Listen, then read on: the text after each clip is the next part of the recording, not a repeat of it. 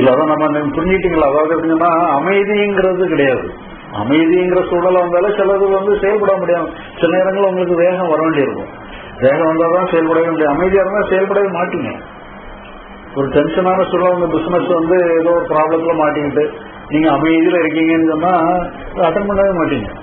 அப்போ டென்ஷன் தான் உதவிக்கு வருது, பயம் தான் உதவிக்கு வருது. அப்ப அது நமக்கு நல்ல டென்ஷன் வரணுங்கிற மாதிரி எல்லாம் நினைக்கணும். நல்லா அமைதியில இருக்கிறாங்கன்னா நல்லா பண்றோம்னு சொன்னா உண்மையிலே நீங்க எந்த டென்ஷன் வந்தாலும் நீங்க அதை விட்டுட்டீங்கன்னு சொன்னா சில நேரங்களில் தேவைப்படுது, சில நேரம் தேவையில்லாம வரும். நியூட்ரல் பண்ணிட்டீங்கன்னு சொன்னா நீங்க விட்டுட்டீங்க. நியூட்ரல் பண்றதுன்னா என்ன, அது நீங்க எடுக்காம விட்டுட்டீங்கன்னாலே போதும், அதுவும் நியூட்ரல் ஆயிரும். அது அப்போ நீங்க பண்றீங்கன்னு தெரிஞ்சோம்னா உங்களுக்கு அந்த சூழ்நிலையை நிர்வாகம் பண்றதுக்கு என்ன எமோஷன் வருதோ அதுக்கு வரும். இப்போ உதாரணமா உங்களுக்கு ஒரு பிசினஸ்ல ஒரு ப்ராப்ளம் வருதுன்னு சொல்லி சொன்னா அப்ப நீங்க வரக்கூடிய வரும்போது டென்ஷன் தான் வருது. நீங்க டென்ஷனை கையில எடுக்காம விட்டுட்டீங்கிறதுக்காக உடனே டென்ஷனே தான் திரும்ப வந்துட்டு அர்த்தம் இல்லை. அப்ப அதுக்கப்புறம் அந்த சூழ்நிலையை எப்படி நிர்வாகம் பண்றதுங்கிற மாதிரி வேற சில கிரியேட்டிவா சில எமோஷன்ஸ் வரும். அப்ப அந்த எமோஷன் தான் உண்மையிலே தேவைப்படும். அதான் உங்களுடைய நிர்வாகத்துக்கு தெரியக்கூடிய அமைதியா இருக்கணும்னு எல்லாம் அவசியம் இல்லை, அமைதியை மெயின்டைன் பண்ணணும்னு தான் அவசியம். அதுவே வந்துடும் உங்களுக்கு. நீங்க சூழ்நிலை எதிர்கொள்ளும் பொழுது உங்களுக்கு தேவையான எனர்ஜி அதுவே கிரியேட் பண்ணிடும். அது ரெலவெண்டா இருந்தா மட்டும் நீங்க பயன்படுத்திடுங்க. இரலவெண்டா இருந்தா அதை விட்டுருங்க, எடுக்காம விட்டுருங்க, நியூட்ரலைஸ் ஆயிரும். அதுதான் பிரச்சனை. டென்ஷனா இருக்கும்போது முடிவு எடுக்கிறது ரொம்ப ப்ராப்ளம் வருது.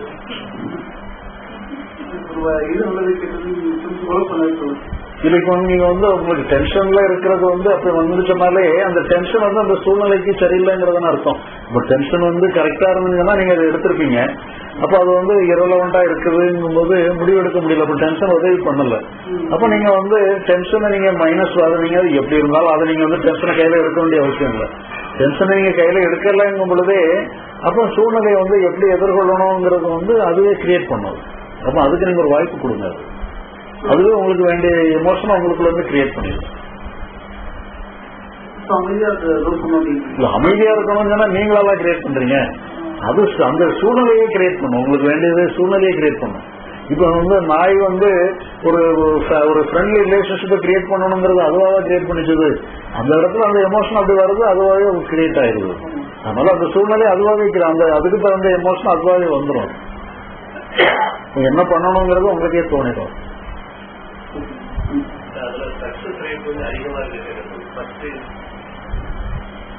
இந்த மாதிரி சிச்சுவேஷன்ல நம்ம டென்ஷனா இருக்கு, அது பாசிட்டிவா கன்வெர்ட் பண்ணணும். அதுக்கு சக்சஸ் ரேட் ஜாஸ்தியா இருக்கு, அப்போ 80% இருக்கிறது எந்த மாதிரி?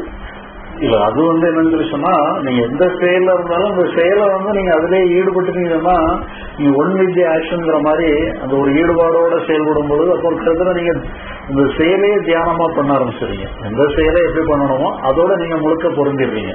அப்போ அந்த பொருந்துறதுல தியானத்துலதான் வெற்றி கிடைக்குங்கிற மாதிரி எந்த செயலையுமே தவமா செய்யறது, தியானமா செய்யறது, அந்த செயலை ஈடுபாடோட செய்யறதுங்கிற மாதிரி வரும்பொழுது அது நிச்சயமா நல்ல வெற்றி ரேட்டை கொடுத்துரும். அப்போ உங்களுக்கு நீங்க அதுல இது பண்ணும்பொழுது அன்னெசரியான எமோஷன்ஸ் எல்லாம் வந்தீங்கன்னா அதை உங்களுக்கு கவனம் பண்ண மாட்டீங்க. அந்த செயல்ல எப்படி வெற்றி பெறதுங்கிறது மட்டும்தான் உங்களுக்கு கவனம் இருக்கும். தேவையில்லாததுக்கெல்லாம் வந்தாலும் அதை மைண்ட் பண்ண மாட்டீங்க. உங்களுக்கு கவனம் அதுல அது என்ன மாதிரி இருக்கு, இதுல ப்ராப்ளம் இருக்கு, இது எப்படி சால்வ் பண்ணணும் இந்த மாதிரியே பண்ணும்பொழுது அது சூழ்நிலை எப்படி ஹேண்டில் பண்ணக்கூடிய எமோஷன்ஸ், தாட்டு, ஐடியாஸ் எல்லாமே அப்படின்னா உங்களுக்கு வரும். அதை வச்சு நீங்க அதை நோக்கியே நீங்க ப்ரொசீட் பண்ணிட்டு போயிட்டே இருப்போம். அப்போ உங்க கவனம் செய்யற வேலையே ஒரு தவமா பண்ற மாதிரி மாறிடுது. அப்போ அது என்ன கொஞ்சம் சக்சஸ் ரேட்டு கூட இருக்கும். அதே ஒரு இண்டிவிஜுவல் பண்ணும்போது அப்படி இருக்கு. ஒரு டீம் ஒர்க்கா பண்ணும்போது பாத்தீங்கன்னா இந்த கபார்டினேட்டா சம்திங் அவங்க சரியா சப்போர்ட் பண்ணலன்னா சக்சஸ் ரேட் கொஞ்சம் குறையுது. அந்த இடத்துல நம்மளே எப்படி இல்ல அதுல நீங்க நாய் கிளாஸுக்கு தான் ஃபாலோ பண்ணணும். அவங்க உங்களை டென்ஷனை தான் கிரியேட் பண்ணுவாங்க. நீங்க அந்த டென்ஷனை மைண்ட் பண்ணிட்டீங்கன்னு சொன்னா டென்ஷன்ல தான் அவங்க இது பண்ணுவீங்க. இந்த டென்ஷனை விட்டுட்டீங்கன்னு சொன்னா அவங்களை என்கரேஜ்மெண்டா ஏதாவது வார்த்தைகளை சொல்ல தோணும். உங்களுக்கு டென்ஷன் ஆயிட்டுங்கன்னா நீங்க திட்டதான் தோணும். இப்ப திட்டினான்னு சொன்னா அவங்களுடைய வேலை அவர் சொல்லிட்டு பதில பாஸ் திட்டிதாருன்னா வேலையை சொதப்பணுங்கிற எண்ணம் தான் வரும். அது இன்னும் கொஞ்சம் ப்ராப்ளத்தை கிரியேட் பண்ணிடும். அதனால என்ன செஞ்சிருக்கோம்னா அவங்க பண்றது தப்பு தான், டென்ஷனை தான் கிரியேட் பண்ணதான் செய்யும். அப்போ நம்ம அவங்களுக்கு ஏதாவது ஒரு என்கரேஜ்மெண்டா 2 வார்த்தை சொன்னாதான் அவங்க கொஞ்சம் என்கரேஜ்மெண்டா செய்வாங்க. அப்போ நம்ம என்ன மாதிரி பண்ணணுங்கிறது ஆட்டோமேட்டிக்கா ஒரு இதாயிரும். இப்போ அவங்களை என்கரேஜ் பண்ணி நம்ம வேலையை கொண்டு போகணும். அந்த மாதிரி என்கரேஜ் பண்ணும்போது பாத்தீங்கன்னா ஆக்சுவலி லெஸ் குவாலிஃபைட் இவன் போலியான வார்த்தைகளை எதிர்பார்க்கிறாங்க. எனக்கு இந்த மாதிரி நீ சொன்னாதான் எனக்கு நாளைக்கு போய் வரும், நான் சப்போர்ட் பண்ணுவேன். இல்லாத பட்சத்துல நீ மட்டும் உங்களோட அதனை பாட்டு உட்கார்ந்துருப்பேன். என்ன செய்ய முடியும், நம்ம அடுத்தவங்க வச்சு வேலை வாங்குறாங்க, அந்த மாதிரி எல்லாம் பொறுப்பு எடுத்துதான் வேண்டியிருக்கும். ஏன்னா நாம மட்டும் செஞ்சீங்கன்னு சொன்னா நீங்க எப்படி வேணாலும் செஞ்சுக்கிடலாம். நிறைய பேர் வச்சுக்கும் போது வேலையை நீங்க ஏதோ ஒரு சாமர்த்தியமா நீங்க செயல்படணும் இல்லையா? அப்போ நீங்க அதுக்கு தகுந்த மாதிரி ஒரு அட்மினிஸ்ட்ரேட்டிவ் குவாலிட்டி நீங்க டெவலப் பண்ணதான் செய்யணும். எதே ஒண்ணு பண்ணி அவங்கள எக்ஸ்ட்ராக்ட் பண்ணதான் செய்யணும்.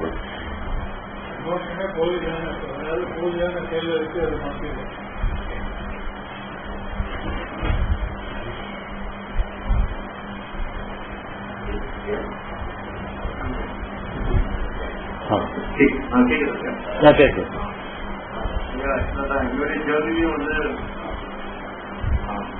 இந்த மாதிரி மனசை வாட்சி பண்றது அந்த மாதிரிதான் ஸ்டார்ட் ஆச்சு. எல்லாமே மனசு மேல கவனம், வாட்சிங், விட்னஸிங் அந்த மாதிரிலாம் ஸ்டார்ட் ஆச்சு. ஆனா ஐயா கிட்ட அந்த ஒரு ஸ்ட்ராட்டஜி மாதிரி ஒரு டிஃபரன்ஸ் ஸ்டேஜஸ். பட் ஐயா கிட்ட வந்தப்ப வாழ்க்கைய முழுமையா வாழ்க்கை எப்படி அப்படின்ற அந்த கதை ரொம்ப ரொம்ப பியூட்டிஃபுல்லாவும் ரொம்ப சிம்பிளாவும் ரொம்ப சிறப்புலையா இருந்துச்சு. ஏன்னா இது வரைக்கும் கவனம் மனசு மேல இருந்தது, மனசு சரி பண்றது அது மேல நிறைய இருந்தது. ஆனா இப்போ முழுக்க கவனம் புறத்தை நோக்கி இருக்கும்போது அது ஆக்சுவலாவே அது மேஜிக்கா ஒர்க் ஆகுது. அது என்னால அனுபவபூர்வமா சொல்ல முடியும். ஏன்னா இது வரைக்கும் நான் வாழ்ந்த வாழ்க்கை மேக்சிமம் கவனம் அதற்கு இது பண்றது, அதற்கு வைக்கிறது, அந்த மாதிரி வேடிய சீரியஸ் கலந்து வந்துட்டனால இப்ப இந்த கான்ட்ராஸ்ட் ரொம்ப ரொம்ப கிளியரா தெரியுது. நம்ம கவனம் எந்த அளவுக்கு புற சூழ்நிலை மேலேயும் அங்க இருக்கிற மனிதர்கள் மேலேயும் அது எப்படி நம்ம ரெஸ்பாண்ட் பண்ணணும்னு அப்படின்னு கவனிக்கும் போது அதுக்குண்டான அப்ரோப்ரியேட் ரியாக்ஷன் தாட்ஸ் எல்லாமே ரொம்ப அழகா உங்களுக்கு காணாவே வருது. இந்த அட்டென்ஷன், இந்த இம்பார்ட்டன்ஸ் ஃப்ரம் த அகம் டு த புறம் அது நடக்கும் போது ஆட்டோமேட்டிக்கா நம்ம லைஃப் ரொம்ப ரொம்ப பியூட்டிஃபுல்லா நம்ம புறத்துக்கு ஏற்ற மாதிரி அப்ரோப்ரியேட்டா ரெஸ்பாண்ட் பண்ண முடியும். இந்த மேஜிக் சும்மா உங்ககிட்ட வந்தப்ப மாதிரி இது ரொம்ப பியூட்டிஃபுல்லா ரொம்ப ரொம்ப ரொம்ப ஸோ அது இந்த இதை பதிவு பண்றேன்.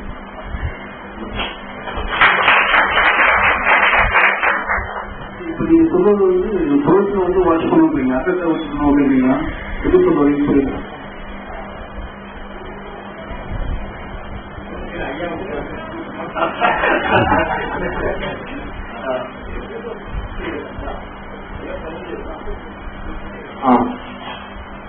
நம்ம இது வரைக்கும் நம்ம ஆன்மீகம் அப்படின்ற இருக்கும்போது அதற்கு மேல நம்ம மனசு மேல நம்ம கவனம், மனசு சீரமைக்கிறது மேல நம்ம கவனம் இருக்கு. இப்ப இந்த அண்டர்ஸ்டாண்டிங் படி அதற்கு நம்ம எதுவுமே பொறுப்பேற்க தேவை.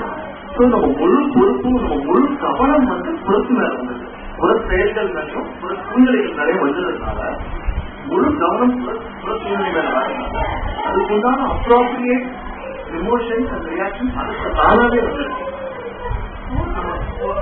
நம்ம புறத்தை டீல் பண்றது ரொம்ப எஃபிஷியன்டா ஆகுது அப்படின்றதுதான் என்னுடைய எக்ஸ்பீரியன்ஸா இருக்கு. ஸோ அது அப்ளை நன்றி.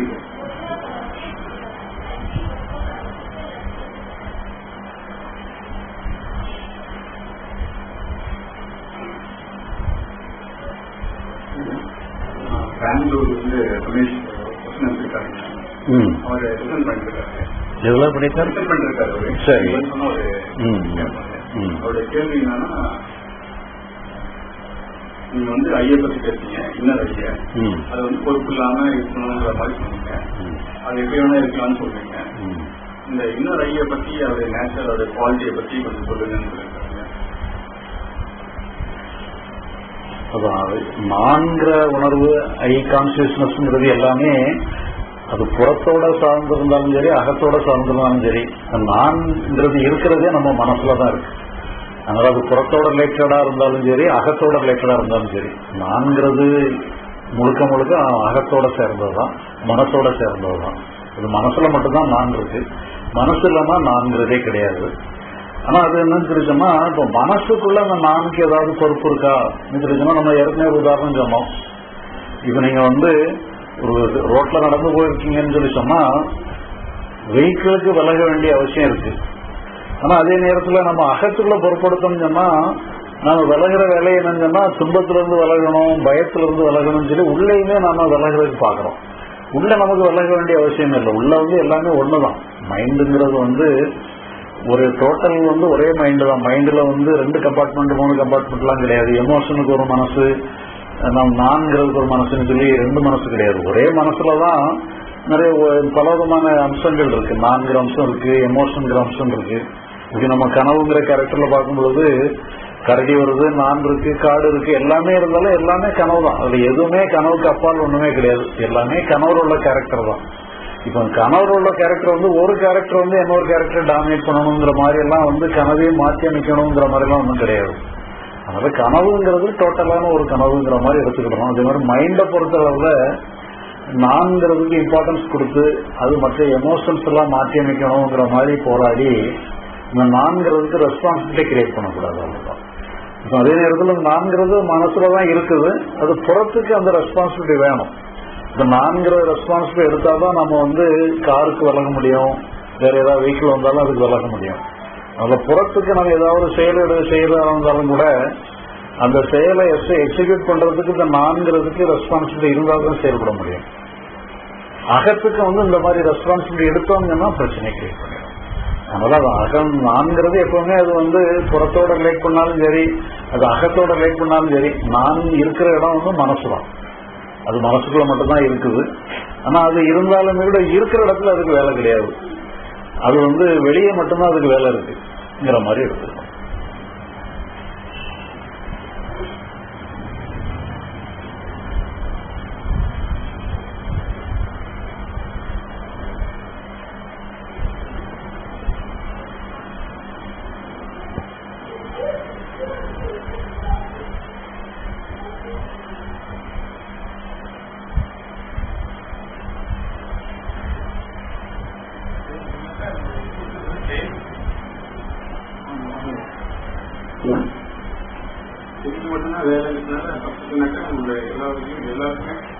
எல்லா ஹியூமனோட எதுவுமே பாத்தீங்கன்னாக்கா அது செயல் மட்டும்தான் மனிதனுக்கு சொந்தம். பாக்கி எதுவுமே நமக்கு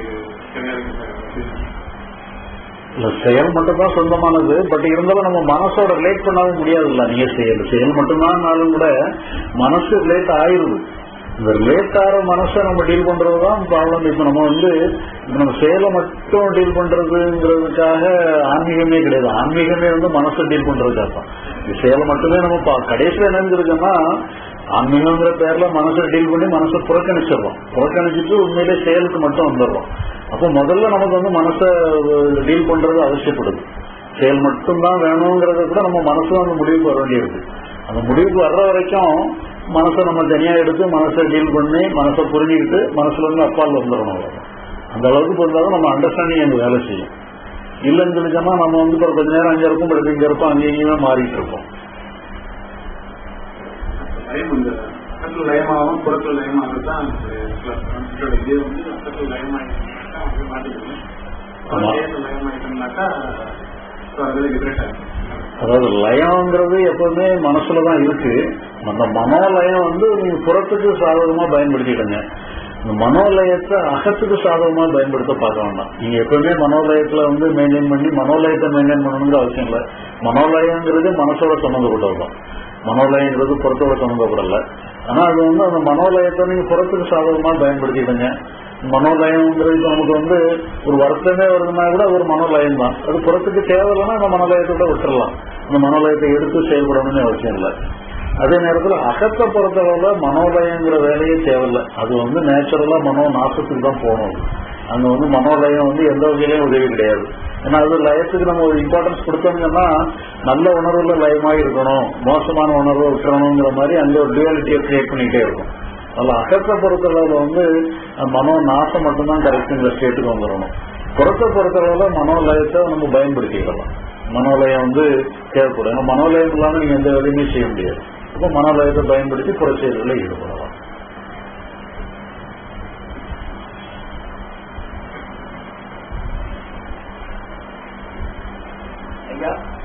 இவ்வளவு பிரச்சனைக்குரிய இந்த அகத்தை சீல் வச்சுட்டாங்க.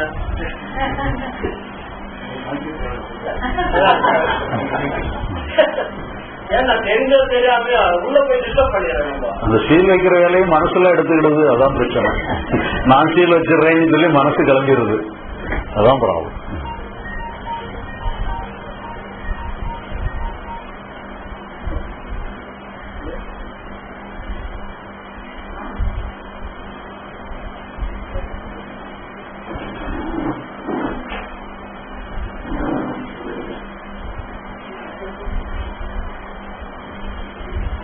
இப்ப நமக்கு வந்து மனசு வந்து நீங்க சீல் வைக்கிறத விட திறந்து வச்சிருங்க, அவ்வளவுதான். ஆமா, போயிரு, நீ எப்படி வேணாலும் செயல்படலான்னு சொல்லி சுதந்திரம் கொடுத்து நீ எப்படி வேணாலும் செயல்படுங்கிறதா உண்மையிலே சீல் வைக்கிற மாதிரி இருக்கும். திறந்து விட்டுறோம், எப்படி வேணாலும் வந்துக்கலாம்னு சொல்லி முழு சுதந்திரம் கொடுத்துறோம்.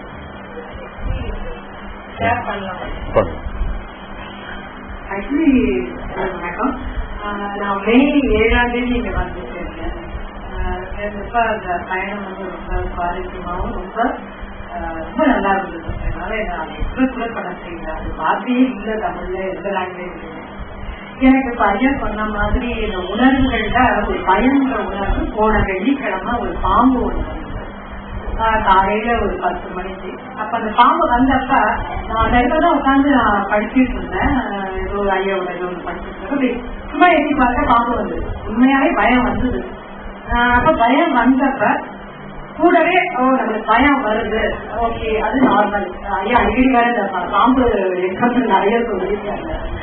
அப்ப அந்த பயம் வந்தப்ப கூடவே கொஞ்சம் முன்னாடி சொன்ன மாதிரி அந்த பயத்தை நீங்க நிர்வாகம் பண்ணாம அப்படியே விடும்போது அதுல இருந்து உங்களுக்கு ஒரு எனர்ஜி கிடைக்கும். ஐயா சொன்னாரு தானாவே வரும் உங்களுக்கு. அப்ப எனக்கு இதுவும் ஒண்ணு ஒரு கல் எடுத்து அதை அடி அப்படின்னு ஒரு வந்தது எனக்கு அதே மாதிரி. அப்ப கூட சொல்றேன், நான் உள்ள போய் கல்லை எடுத்துட்டு வர வரைக்கும் அதை எப்படி நிச்சயமா போகுது அப்படின்னு நினைச்சிட்டுருந்தேன். பட் ஆனா அது செய்யற ஆச்சு. போய் கல்லை எடுத்துட்டு வந்த அது நான் சத்தம் கொடுத்து அது நல்ல படம் எடுத்து காமிச்சு அப்படியே கொஞ்ச தூரம் தான் போயிடுச்சு. என்ன சொல்றது, ஒரு 4 அடி தூரத்துக்கு போயிருக்கோம். அது மண்டையில போட்டேன், ஒரு ஸ்டேஜ் விழுந்துருக்கு. மறுபடியும் எனக்கு படம் எடுத்து காமிச்சு மறுபடியும் ஒரு கல் எடுத்து வந்து அது மேல போட்டேன். பட் இந்த செயல் நடக்கும் போதே எனக்கு அது ஒரு பதக்கம்லாம் வந்தது. அதெல்லாம் ஒரு பக்கமா இருந்து அது இது முடிஞ்சிருச்சு. அது போய் அது அப்புறம் அது கொஞ்ச நேரத்துல அது என்ன பண்றதுன்னு ஒரு வயசானவர் வந்தாரு. அது போயிடுச்சுமா, அந்த உபகரண வரடா அவங்க எடுத்து போக சொல்லிடுது அப்படின்னா. அதுக்கப்புறம் பாத்தீங்கன்னா இது ஒரு விஷயம். இன்னொரு விஷயம் வந்து ஐயாவோட நீங்க கேட்டிருந்தீங்கன்னா இந்த யோக சிகிச்சைன்னு சொல்லுவாங்க. இந்த செயல் நடக்கும் போதே எனக்கு கால் வந்து பிறந்துருக்கு. டோட்டல் பாடியோட வெயிட் வந்து பாடியில என் காலில் விழுந்து எனக்கு நடக்கவே முடியல. அந்த யோக சிகிச்சையில ஐயா சொல்லுவாரு, அது முந்தின நாள் அதை நான் எதிர்த்து நான் பார்த்தேன். நெக்ஸ்ட் டே அது நடந்தப்ப உண்மையிலே ரியலாவே அந்த வலி காலை நகட்ட முடியல. எங்க வீட்டுக்கு எதிர்த்தாப்புல ஒரு அம்மா இப்படி நடந்து 6 மாசமா ரொம்ப கஷ்டப்பட்டாங்க. எனக்கு ஃபியூ ஹவர்ஸ்ல ஏபிள் டு வாக். அந்த பெயின் அப்படியே கம்ப்ளீட்டா போறதை நான் பார்த்தேன். ஸோ நான் என்ன சொல்ல வரேன் அப்படின்னா, ஐயா சொல்வார் எப்ப பார்த்தாலுமே சிலபஸ்குள்ள வாங்க, சிலபஸ்குள்ள வாங்க. ஐயா சிலபஸ நம்ம கொஞ்சம் நல்ல ஒரு ப்ரையாரிட்டி கொடுத்து நம்ம அதுக்கு முன்னுரிமை கொடுத்து இதுதான் அல்டிமேட். எனக்கு தெரிஞ்சு இந்த இத்தனை வயசுல எவ்வளவோ நானே பார்த்துட்டேன். ரொம்ப இப்போ சார் ஒருத்தர் சொன்னார் அவருடைய எக்ஸ்பீரியன்ஸ் லைஃப் டைம் மேஜிக்கா இருக்கு. அப்போ அது அப்படிதான் நடந்துட்டு இருக்கு. நழுவிதான் போகுது அகம்புல வர்ற எண்ணங்கள். அப்படி ஏதாவது தங்கினா கூட அது நம்மளுக்கு செயலுக்கு தேவையானது தங்குது. உண்மையிலே அவர் கொஞ்சம் முன்னாடி ஒரு சார் சொன்ன மாதிரி அதே மாதிரிதான் இருக்கு. இது ஒரு பதிவு. ஒரு இந்த அளவுக்கு நம்ம ப்ரையாரிட்டி கொடுத்து ஐயா சொல்ற அந்த சிலபஸ்குள்ளே நிற்கும் போது எல்லாமே அது நிகழ்வு. சப்போஸ் கொஸ்டின்ஸ் நமக்கு நிறைய வரத்தான் செய்யும். அந்த கேட்டுட்டே இருக்கிறோம். அந்த பிரவாகம்ங்கிறது வந்து எங்கேயோ கொண்டு போய் நம்மளை கொண்டு போகுதுங்கிறது மட்டும் தெரியுது. ஒரு ரம்யமான ஒரு வாழ்க்கையா இருக்கு. அதாவது வாழ்க்கைய வாழணும்னு ஒரு ஆசை வருது. நான் ஆசிரமத்துல போய் வீடெல்லாம் விட்டுட்டு நான் கிளம்பணும் அப்படின்னா சொல்லிட்டு இருந்தேன். இல்லை நான் நிறைய வருஷம் வாழணும். நிறைய அப்படி அந்த ஒவ்வொரு நிமிஷமும் ஒவ்வொரு நொடியும் புதுசா தெரியுது.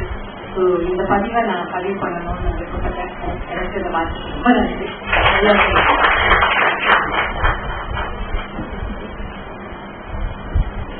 ஐயா, ஒரு கேள்வி வந்து ரோகிணி யூஎஸ்ல கேட்காங்க. அந்த கேள்வி என்னன்னா, மெமரி பாஸ்ட் ஃபியூச்சர் பத்தி கொஞ்சம் சொல்லுங்க. இன்டர்னல் ஃபங்க்ஷனுக்கு வந்து பாசிட்டிவ் ஃபீச்சர் தேவையில்லை, ஆனா எக்ஸ்டர்னல் ஃபங்க்ஷனுக்கு தேவையா? அதை பற்றி சார். மெமரிங்கிறது எப்பவுமே நம்ம மனசுலதான் இருக்கு. இந்த எக்ஸ்டர்னல் செயலுக்கு வந்து மெமரி இல்லாம நமக்கு முடியவே முடியாது. இது உதாரணமா நமக்கு வந்து நம்ம ரோட்ல நடந்து போயிட்டு இருக்கிறோம். ஏதோ ஒரு இடத்துல வந்து ஒரு ஏதோ கல்லோ அல்லது ஏதாவது ஒரு கட்டையோ ஏதோ இடறிடுதுன்னு சொல்லி சொன்னா அது நமக்கு மெமரியில தங்கினதுக்கு அப்புறம் தான் நம்ம வந்து அடுத்த நாள் அதே இடத்துக்கு போனோம்னு சொன்னா அந்த இடத்துக்கு கொஞ்சம் ஜாக்கிரதையா நடந்து போகும். அப்போ மெமரி தான் வந்து நம்ம செயலுக்கு நமக்கு வந்து உதவியா இருக்கு. சில நேரம் இப்போ உதாரணமா நம்ம வந்து ஒரு ஏதாவது புதுசா டெக்னிக்கலா ஏதாவது ஒண்ணு படிச்சோம்னு சொன்னா அந்த டெக்னிக்ஸ் எல்லாம் மறந்து போயிட்டு சொன்னா நம்ம வந்து அந்த டெக்னிக்கை ஃபாலோ பண்ணி நம்ம எந்த செயலுமே ஈடுபட முடியாது. அப்ப புறச்செயலை பொறுத்த அளவுல மெமரிங்கிறது ஒரு பிளஸ்ஸா தான் இருக்குது, நமக்கு தேவையான ஒன்னா தான் இருக்கு. நம்ம அகத்தை பொறுத்த அளவுல தான் நினைச்சிருக்கோம்னா நமக்கு மெமரி இருக்கோமா, நேற்று நல்லா இருந்தோம் இன்னைக்கு நல்லா இல்லை, நேற்றுள்ள எண்ணம் நேற்றுள்ள உணர்ச்சிகள் இன்னைக்கு வந்தா பரவாயில்லன்னு சொல்லி நினைச்சு அந்த மெமரியை வந்து நம்ம எக்ஸிக்யூட் பண்றதுக்கு முயற்சி பண்ணாதான் தப்பாயிடுது. நம்ம அகத்தை பொறுத்தவரை வந்து நம்ம அண்டர்ஸ்டாண்டிங் பண்றது அதுக்காக அண்டர்ஸ்டாண்டிங் சொல்லிச்சுன்னா அது கூட ஒரு மெமரி தான். பட் இருந்தாலும் அந்த மெமரியினுடைய நோக்கம் என்னன்னு சொன்னா அந்த மெமரியை பயன்படுத்தி நம்ம எதையோ செயல்படுறதுங்கிறது கிடையாது, எல்லா செயலையும் விடுறதுங்கிற லெவலுக்கு வந்துடுது. இப்போ புறத்தை பொறுத்தவரை அந்த மெமரியை பயன்படுத்தி நம்ம எதையோ செயல்படுத்துறதுங்கிற மாதிரி இருக்கும். செயலுக்கு மெமரி தேவைப்படுது, அதே நேரத்தில் நீங்க செயலை விடுறதுக்கும் கூட மெமரி தேவைப்படதான் செய்யுது. ஆனா இது வந்து ரெண்டு கொஞ்சம் வித்தியாசம் இருக்கு. நம்ம அந்த புரிஞ்சுக்கிட்டா போதும், அந்த புரிஞ்சுக்கிறது கூட ஒரு மெமரியில தங்கதான் செய்யுது. தேவைப்படும் பொழுது அந்த மெமரியை கூட நமக்கு வந்து என்ன பண்ணணுங்கிறது சொல்லுது. ஒரு வேலை இல்லைங்கிறது சொல்லிட்டாங்கன்னா தான் நமக்கு வந்து வேலையில விட்டுருவோம், நம்ம அப்படியே நம்ம ஃப்ளோவிங்ல போயிடுவோம். அகத்தை பொறுத்தளவுல இந்த மெமரி வந்து இந்த மாதிரி ஃபங்க்ஷன் பண்ணுது. புறத்தை பொறுத்தளவு நம்ம செயலுக்கு வந்து இன்னும் கொஞ்சம் அதிகமாக ஃபங்க்ஷன் பண்ணுது. பகவத்பாதை தொகுப்பிலே 2 பாகமா இருக்கும். அது 2 முறை எழுதிருக்காரு, ரொம்ப சிறப்பான. அது சொன்னா நினைச்சு நீங்க அதை கேள்வி எழுதிட்டீங்க. எல்லாருக்கும் சொல்றது என்னன்னாக்கா உண்மையிலே இந்த இவங்க சகோதரி சொன்ன மாதிரி அது மட்டும் நீங்க கொஞ்சம் தனியா எடுத்து அந்த 2 இஷ்யூவையும் நீங்க படிச்சீங்க ரொம்ப யூஸ்ஃபுல்லா இருக்கும். ஏன்னாக்கா அதனுடைய பலனை முழுமையா அனுபவிச்சுட்டு இருக்கிறவங்க. அதனால ரொம்ப சிறப்பான விஷயம் அது. அதை நீங்க பகவத்பாதை தொகுப்புலயே 2 வந்திருக்கோம். அதை இப்பவே நீங்க எடுத்து பாத்துக்கலாம், இல்ல யூடியூப்ல பாத்துக்கலாம். ரொம்ப சிறப்பான அம்சம். அதை நான் சொல்லாம இருந்தா நீங்க அதை வெளியே எடுத்தீங்க. இத சொல்றதுக்கு வாய்ப்பு கட்டிட்டு எனக்கு பெரிய சந்தோஷம். நன்றி. தமிழ் படிப்பீங்களா? சரி.